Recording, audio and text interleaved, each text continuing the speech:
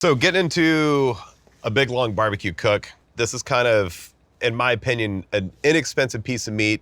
It's pork, it doesn't cost a lot. It comes from the shoulder, even though it's called a butt, it's still a shoulder butt. It's got a bone in it.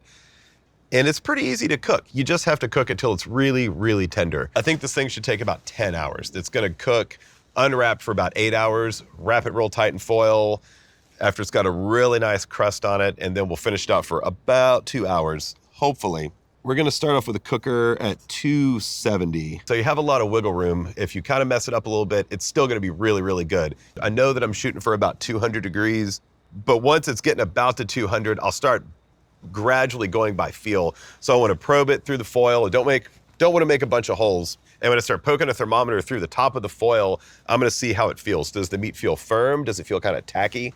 Or does it feel like, I think a bag of melted butter is kind of what it should feel like. So we got a pork butt. It's kind of hanging out a little bit.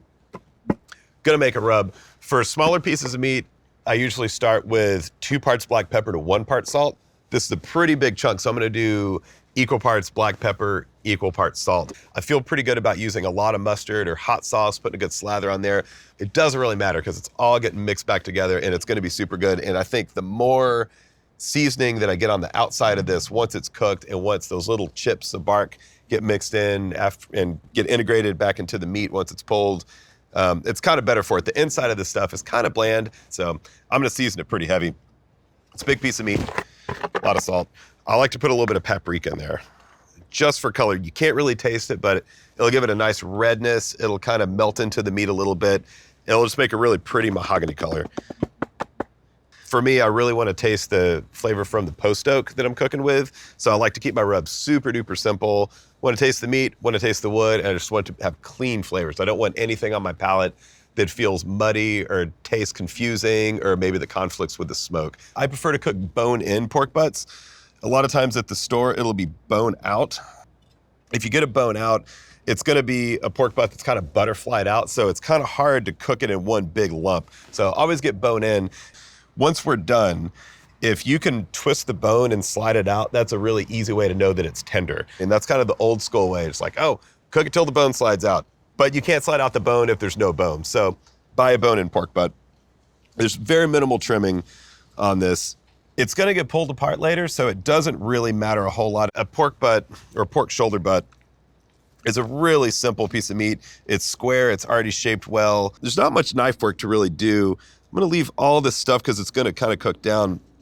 You could, if you really wanted, just trim a little bit of this fat,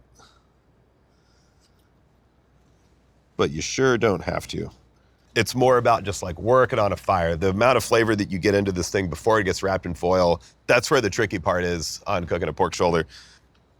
I usually put mustard on these. Hot sauce is a really good slather, but since it's such a dense piece of meat, what I'm gonna wanna do is season it, get it pretty sticky. I want a thick bark on it.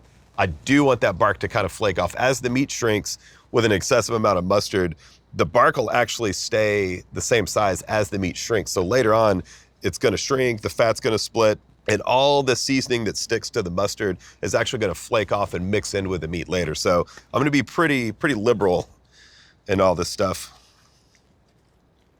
Just kind of work it in. Notice that I've only got one hand that's touching the meat and the other one's staying clean. That's a really good habit to be in. So this is looking pretty nice on the mustard. So you got equal parts black pepper to kosher salt, a little bit of paprika. And since this is technically gonna be my presentation side, I'm gonna start seasoning on this side, so when I flip it over, it doesn't really matter if it gets too messed up. I'm gonna go really heavy. I'm just gonna kind of cake it on pretty good for this part. Like that is a ton of rub. That's way more than I would put on anything else. But I also want the exterior of this to be really salty and really peppery so it does mix in later. You could put way too much and it's gonna be good, or you could put way too little and it's still gonna be good. It's a very forgiving piece of meat, but that's a pretty nice looking piece of meat. All right, so the pork butt's seasoned up. I'm gonna let it sit for a minute. I'm gonna go get the cooker ready. Got a little bit of a fire going in here. Always start with a water pan. It's nice to get some moisture in there. Grates are good to go. I'm gonna throw the pork butt on, and then I'm gonna throw a log on and kind of watch this fire for a few minutes. I always go fat side up because my cookers have more heat on top, so other than that, there's really nothing to it. Looking good. Gonna shut the lid and get some wood in there. So I've already got a little bit of a coal bed in here. Started to fire a little bit ago. Got the pork butt on. Just gonna get the cooker up to temp. Then I'll kind of start managing the fire. I'm gonna maintain it about 270 degrees. Pork butt can be a little bit more forgiving than some other cuts. I'm not so worried about the edges drying out. Not so worried about the fat rendering. It's gonna get wrapped, it's gonna get some sauce. So, starting about 3 hours, you wanna start to spritz. It could be apple cider vinegar, water, beer, some type of liquid, something without a lot of sugar. I think after about 8 hours of smoking on a cooker, you're probably not really gonna taste whatever you're spritzing on the meat. I think it's more just kind of for moisture. You wanna keep the edges from drying out too much. So I think about maybe every hour is about where you wanna be. You just kind of wet it down. You kind of cool off the outside edges. It leaves enough momentum for the inside without drying out the exteriors. Pork butt's looking pretty nice. Really wanting to do is right where it feathers out just a little bit. And I want to do a nice sweeping motion with my wrist. I want to kind of get in, and just kind of want to hit it. If something looks a little dry, maybe just hit a corner. I'm probably about 6 hours into this. Fat's starting to split. Just want to hose it down pretty good. It's looking super duper nice. And I'll come back in about an hour and spritz again.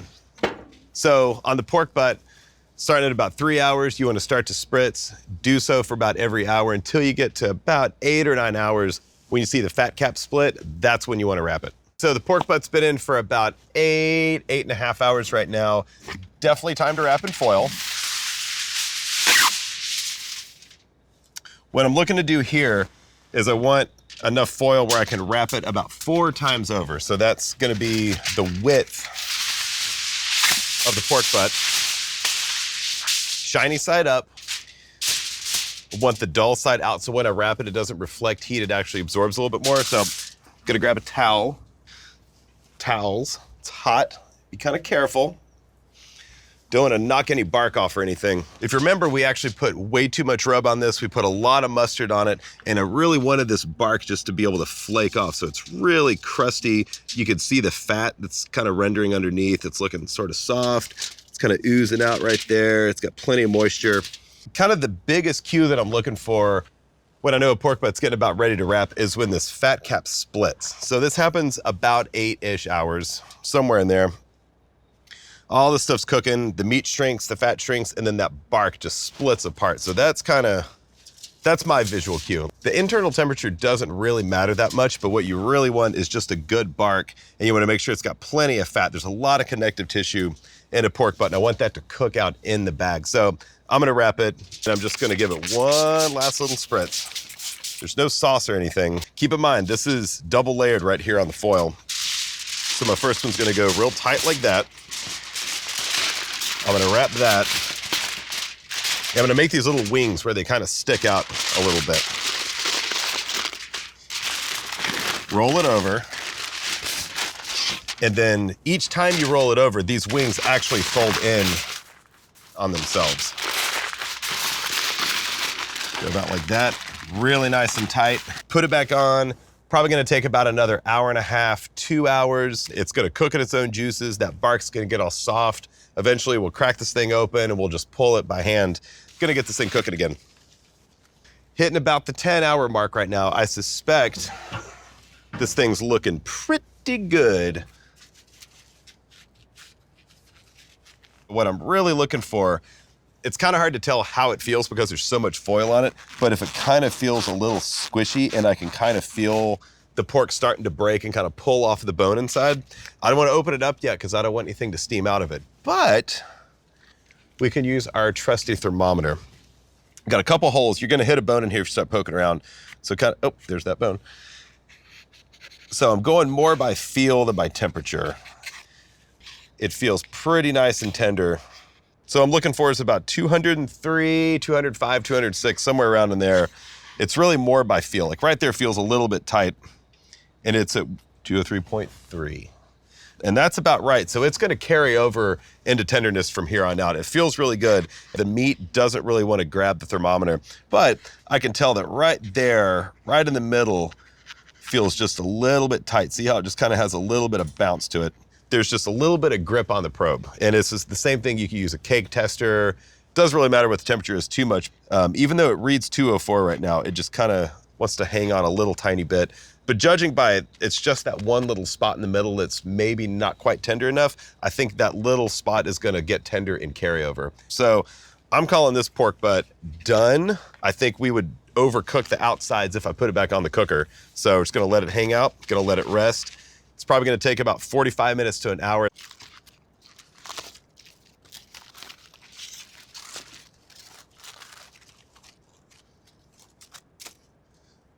Looking about right. If you kind of go in there, all that stuff slides out. That's kind of the sign of a good pork butt. If you can cook it and the bone slides out just barely, you're in a pretty good place. It's a little hot. If it is a little too hot, you can use some tongs. If it's not, use your fingers. I'd say it's looking pretty all right. If you notice, we kind of put a lot more rub than we wanted to just so it would mix in here. So it pulls apart really easily. You want to go through, there's some little pieces of fat in there. Yeah, this is a really nice looking pork butt. Congratulations, nicely done.